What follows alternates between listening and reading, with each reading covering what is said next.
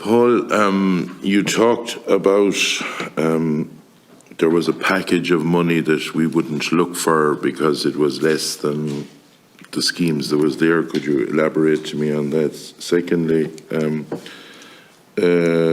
in relation to producers groups, what was the stipulations that was being put in? Thirdly, and I don't know, I was just looking at the different comms, and I know that you're talking on the different comms. There was a piece about designated areas or mature areas in relation to sprays and all that. That you couldn't there was actually a piece about sprays and there was a piece about designated areas that you couldn't spray on it. What's the story on that? Okay, thank you, Deputy. Just on the rural development piece, first of all, there was a proposal, obviously, to have some of the EFRD money assigned to support for the dealing with the impacts of Ukraine, where member states had money available, but it would involve essentially moving money from one part of the rural development programme, taking money from farmers effectively in one scheme or one part of the programme and putting it into support for Ukraine. From our point of view, we've been actually very good at I suppose, fully deploying all of the rural development funds that have been available to us. And we've been doing that. We've got a good track record on that over the years, and that track record has continued under the current RDP. So we expect to be fully deploying all of the resources in the RDP as planned across all of the various measures. We're currently, I think, second of all of the member states in terms of the amount of money that's been utilised.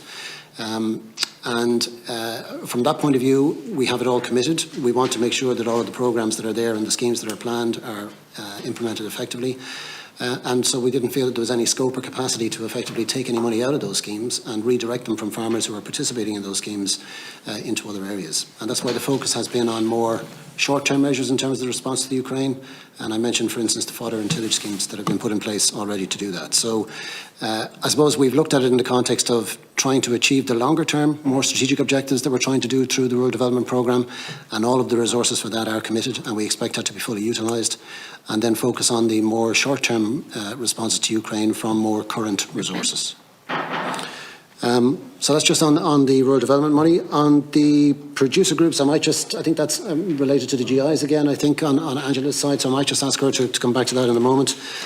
On the sensitive areas, I think you were talking there in relation to the pesticides regulation, and there is provision there for particular treatment, particular consideration of sensitive areas in the proposal. That's still under discussion. There are a number of different areas that are identified, I think, in terms of urban areas, rural areas. Yeah, but it's specifically talked about Natura and designated areas. Natura 2000 and designated areas as well. Is the meaning of this that they are saying they're basically what I read out, and this is why I'm asking you, it raised alarm bells with us, that in designated areas where, look at, there's some land, cattle are grazing in designated areas, that certain sprays wouldn't be allowed, which would be, detrimental to some areas. That's why I'm querying that one as well. Yeah, and I think that would be the concern in terms of how pesticides will be used and under what circumstances in different areas. And the Commission's proposal at the moment is quite wide, I think, in terms of defining what sensitive areas are, including Natura 2000. But we're still at a very early stage in the discussion in terms of how that will actually work out, or what that will look like at the end of the day in terms of how sensitive areas are actually covered, or what the provisions in relation to the use of pesticides in those areas will be. And just to take us through the nuts and bolts of this, say there's going to be to and fro probably over and back on these different comms or whatever you want to call them. What's the procedure then? Does it come into us here to make sure that we are, if you agree to them, is that game over, or have we some say in it, or what's the story? Well, I think we can continue to update you in terms of the progress on the regulation. I mean, it's a regulation that's being negotiated at EU level, so all of the member states will input to that discussion, and there'll be a decision in due course on the outcome of those discussions. Yeah, but a regulation isn't a regulation is a regulation. It's not a thing that you generally vote on in the Dáil, is it? No, but I mean, we would have you updated, and we would continue to update the committee here in terms of the progress on that. And we would take the views of the committee obviously on board in terms of our inputs in the discussions in Brussels until such point as the regulation is agreed. So we will be continuing to consult with you and can still engage with you on to the extent that you wish, Chair. Can you make sure that in all, and Senator Daly was talking as well about different parts, can you make sure that we get an update on those designated areas and the sprays part of it, because I thought the language on it was very dangerous. And indeed, the other parts that we have highlighted, in fairness to Christie, is he, highlighted all the different parts that we had concerns about. I think in fairness would be Rebecca, but... Rebecca, sorry. We won't fall out over that, but we give credit where it should lodge. And as I said, we are at a very early stage in the discussion at the moment, and yes, we'd be happy to update you further on that as those... Have you concerns in relation to the sprays in designated areas? Have you concerns with the way it's written at the moment? Well, at the moment, I think probably there's a number of concerns from across all member states in terms of the way in which this has been addressed in the regulation, because I think the way in which sensitive areas have been worded in the regulation effectively gives scope for large areas of many member states to be covered. So I think there's an issue there, and I think the Commission would see that as an issue from the point of view of the member states' sensitivity to that, because the way in which it's been drafted at the moment gives much wider scope, or is talking about, in some cases, I think entire territories almost of member states could be considered as sensitive areas. So it is an issue that the Commission is aware of. I think they're happy to engage, and they will be happy to engage further with member states on this in terms of looking again at how they've set out the scope of that, and that's obviously a discussion that we'll be inputting to as well. And is it agriculture that has the full say on this? There's no other department going to be nosing in on it? Yeah, I mean, to best of my knowledge, I think it is. Yeah, it's a DG Agri file. I think, isn't that right? So it's DG Santa. Yes, but it's agriculture essentially that has the bulk of the input.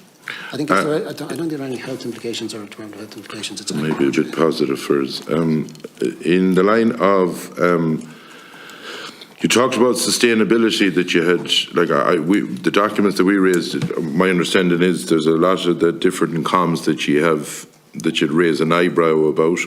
In the line of sustainability, where was your, basically where was your concerns? And you talked about producers groups as well. Could you give us your views on where you saw the problems there in relation to that? You mentioned about a number of areas where we had sustainability concerns. I think one of those in the GIs area, I think, wasn't it in relation to the additional sustainability provisions that were being brought in there? So I might ask Angela maybe to cover the sustainability piece on the GIs, and she might also cover, you mentioned that you had an issue around producer groups and some of this. I thought you mentioned earlier about producer groups. That was in the context of the GI proposal as well. Yeah. So maybe, do you want to take those too? Okay, thanks. Deputy, so just on the producer groups, I guess that's linked to the conversation we had with Senator Daly. So the regulation, so currently under the current regulation, there are producer groups that can apply for a geographical indication, okay? So what the proposed new regulation is saying that there will be producer groups that can apply for the geographical application, okay? But they're also saying that there shall be a designated producer group. So you could have, say, a number of producer groups, not necessarily in Ireland, that would be producing a particular product, which is the same GI product. And what the regulation is saying, the draft regulation is saying that where you have a number of producer groups, or indeed a number of producers, which would be the case in Ireland, there can be a designated producer group that would represent all of those groups or those individual producers, okay? And that's a new provision in this, okay? Because normally the principle of a geographical indication really is that once a producer produces the product that meets the specification that has been registered in the European Union Register of Geographical Indications, they are free to produce that product and to place it on the market once they meet the specification. So they don't have to be part of a producer group, provided they meet the specification. So this is the difference here. So a lot of member states, including ourselves, have been trying to establish, well, what will be the distinctive roles and powers of this recognised producer group, being mindful of the fact that the current position is that once a GI producer meets the specification, they can then put their product on the market. So, for example, in the recognised producer groups, it sets out a number of powers for that recognised to liaise with intellectual property enforcement. So, for example, if there was a trademark, if a GI was made a trademark, this recognised producer group could be involved in that kind of work. Okay, so we wanted to make it clear, or make make sure that the draft text was clear as to what powers the recognised producer groups, because we weren't clear from the powers in the text, how they affected the individual producers. Okay, so that really was what our concern was in respect of producers. They also defined producer groups. So, for example, they defined producer group meaning any association, irrespective of its legal form, mainly composed of producers or processors of the same product. So we were saying, well, what does mainly comprise? What does that mean? They also talked about production step. So a producer would be somebody who is involved in a production step, any stage of the production. And we asked, does that, for example, include bottling? You know, what is that? And where do you stop the production step? Is it in the specification? What do you put in the specification? What do you don't? Because these become very legal issues. Once the specification goes in, and there's subject to a very detailed scrutiny by the Commission. And we need to be really clear about what this language means. We're clear at the moment. We want to make sure this proposal, and the producers are clear as to what it means. Then in respect of the sustainability issue, so what the Commission proposal is saying at the moment, and this is linked, I suppose, to trying to integrate the sustainability provisions into the geographical indication regime. Okay, so what they're saying at the moment, the proposal, our interpretation of it, as is other member states, is that it's not mandatory for GI producers, if they want to apply for a GI, for example, a new GI, it's not mandatory for them to state the sustainability characteristics of the product. Okay, however, they're saying that if they want to describe the sustainability characteristics in their product specification, they can, this is our interpretation, can only do so provided the sustainability standards that they are including in the specification are higher than any EU sustainability standard or any national EU sustainability standard. Okay, so our view is that that's inequitable for GI producers. Our view is that if a GI producer is producing a product that is meeting certain sustainable standards, they should be entitled to mention those sustainable characteristics in the product specification, even if it is just meeting the standard as other producers, because that could mean then that you could have a GI producer who's not permitted to put their sustainable characteristics in the specification, and a non-GI producer can describe their product advertising their sustainable credentials that are only meeting the EU standard. Is that clear?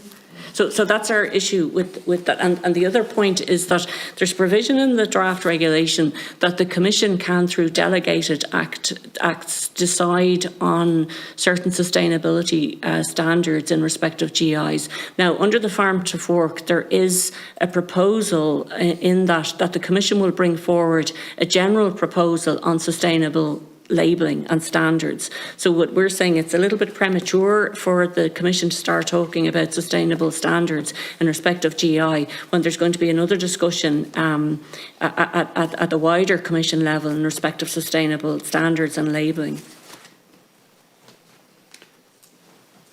If I may, Chair, as well, just to mention, I know you mentioned about sensitivity or sustainability across the different regulations. So it might just be worth mentioning the other regulation, which is the conversion of the Farm Accountancy Data Network to the Farm Sustainability Data Network. So in that one, what's proposed there is that effectively that the collection of data would be expanded to include environmental and social related data, so that we could manage those wider impacts of policies in general sense under the CAP and be able to report on that, and the Commission can monitor the progress in relation to those particular criteria. So they're trying to, I suppose, flesh out the measurement of the impact of the CAP and gather data in relation to the measurement of the impact of the CAP, which reflects the evolution towards greater sustainability in the way that the CAP has evolved. So sustainability elements will be included in the data collection process, And it means that there's, I suppose, a more complete picture provided in addition to the basic economic and accountancy data network, or accountancy data that's there at the moment. So from our point of view, a lot of that work is already collected by my colleagues in Teagasc, and Brian is here to give more detail on that if you wish. But we already have quite a good collection of sustainability data on an annual basis, which goes into the Teagasc Sustainability Report, and we think that we're in a reasonable position there to be able to I suppose, move fairly readily into the type of additional data collection that the Commission envisages. So there are no particular, I think, concerns from our point of view in relation to the actual collection of sustainability data. Brian, just one final question, because I want to let others in.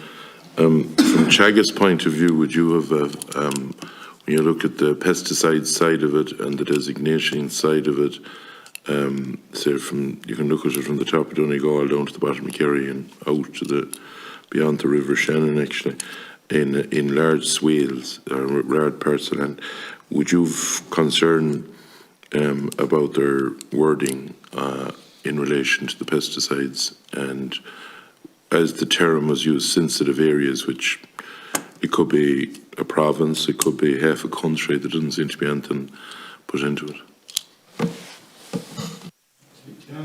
It wouldn't be my area. I have no knowledge of the pesticide legislation. I deal with this Farm Accountancy Data Network for Teagasc and the data collection. I think the pesticide is more... Yeah, I mean, if I could suggest, Chairman, I mean, perhaps my colleague Anne-Marie Dillon might answer that in more detail for you, Deputy.